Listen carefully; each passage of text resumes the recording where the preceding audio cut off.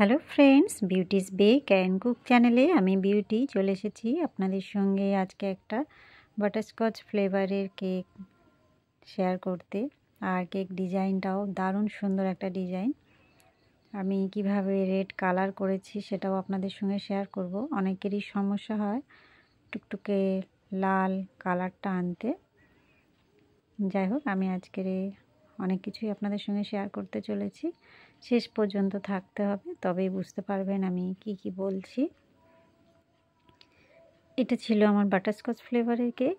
আমি প্রথমেই 3টে লেয়ারে কেটে ক্রাম কোট করে ফ্রিজে রেখেছিলাম 10 মিনিট। তারপরে আমি ফাইনালাইজিং করছি। আমি সবসময় প্রসেসটা ফলো করি। আর যেহেতু আমি এটা রেড কালারও দেব, হোয়াইট অ্যান্ড রেডের মধ্যেই থাকবে, প্রথমে হোয়াইট ক্রিম দিয়ে আমি ফাইনালাইজিং করে নিচ্ছি। সুন্দর করেই ফিনিশিংটা দিয়ে নেব। শুধু সাইডে আমি একটু হালকা করে রেড কালার দেব।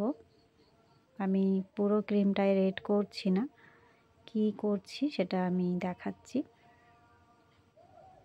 একটু টাইম নিয়েই এই কাজটা করতে হয় ফাইনালাইজিংটা, তবেই কেকটা সুন্দর লাগে দেখতে।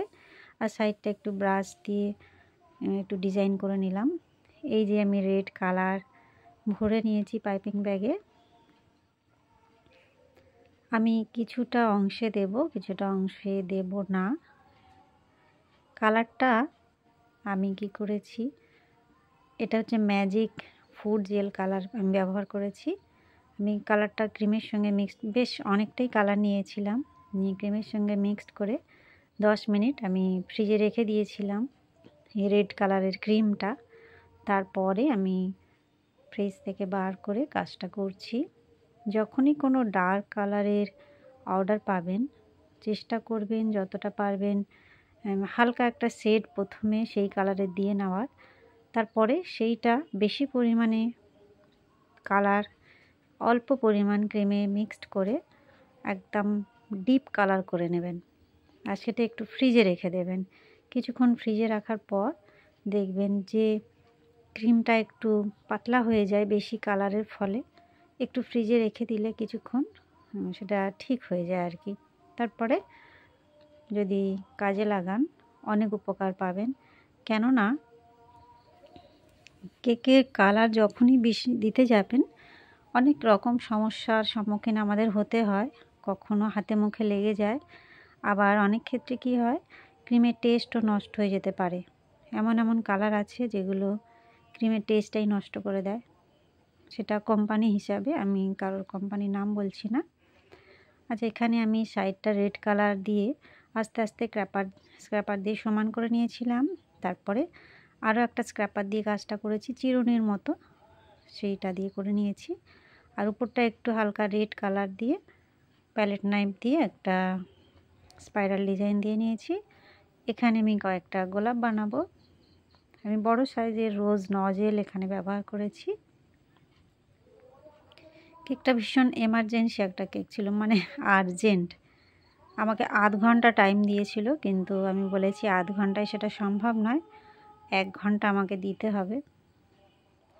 মানে যত শর্ট টাইমে দেওয়া যায় সেইটাই চেষ্টা করছিলাম।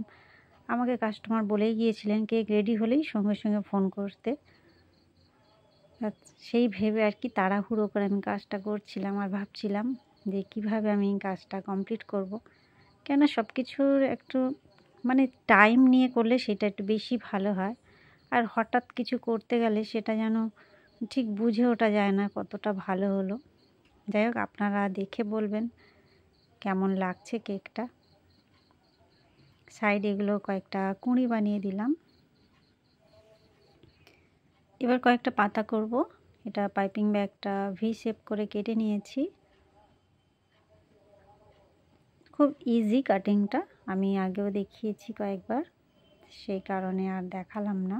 আর তাড়াহুড়োর সময় অত মনে থাকে না যে কাটিংটা দেখাবো প্রতিবারে। এই যে কয়েকটা পাতা আমি দিয়ে নিলাম। আর এই যে গোল্ডেন লিফ দিচ্ছি, এটা ভীষণ টাইমের ব্যাপার হয়ে যায় আর কি। একটু একটু করে নিয়ে একটা চিমটা দিয়ে লাগাতে বেশ টাইম লাগে। আমি প্রথমে ভেবেছিলাম পুরোটাই কভার করব উপরের পার্টটা, কিন্তু পরে সেটা আর করিনি।